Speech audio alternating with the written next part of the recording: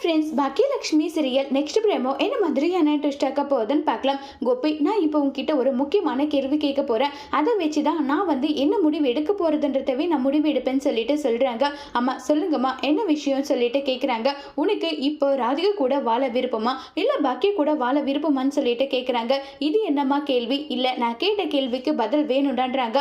அம்மா, இப்படி கேட்டால் நான் என்ன பதில் சொல்லட்டும்? உன்னுடைய மனசுல இப்போ எப்படி இருக்குன்றாங்க. மா, நான் ராதிகாவை காதலிச்சேன், புத்தி கேட்டு போய் ஏதோ ஒரு வேலை செஞ்சிட்டேம்மா. இப்போ வெளிப்படையாக சொல்லணும்னா நான் இப்போ தான் பாக்கியோட நிலைமையிலிருந்தே பார்க்குறேன். அவள் எப்படி இந்த வீட்டை கையாண்டிருக்கான், அவளை புரிஞ்சுக்காம போயிட்டேன்னு சொல்லிட்டு இப்போ வருத்தப்படுறேன். எனக்கு பாக்கிய கூட வாழதாம்மா விருப்பன்றாங்க. அவ்வளோதான், உன் முடிவை நீ சொல்லிட்டல. இனி பாரு, நான் எப்படியாவது உன்னையும் பாக்கியாவும் சேர்த்து வைக்கிறதுக்கான வழியை நான் பண்ணுவேன்றாங்க. இல்லைம்மா, அவள் கோவமாக சொல்லிட்டா. நான் பண்ணது தப்பு, அந்த தப்புக்கான பிராயச்சித்தை என்னவோ அது கிடைக்கட்டும்னு சொல்கிறாங்க. அதெல்லாம் முடியாது, நீ எதை நினைச்சு கவலைப்படாம இரு. நான் உங்க 2 பேரையும் சேர்த்து வைக்கிறேன். எனக்கு தெரியாத வேலையா? பாக்கியெல்லாம் நான் சொன்னா கண்டிப்பா கேட்பா. முன்ன பாக்கியன்னா நீங்க எது சொன்னாலும் கேட்டிருப்பா. இப்ப எது நல்லது, எது கெட்டது, யாருக்கு என்ன பண்ணணும், இது எல்லாமே யோசிச்சுதான் அவ பண்றா.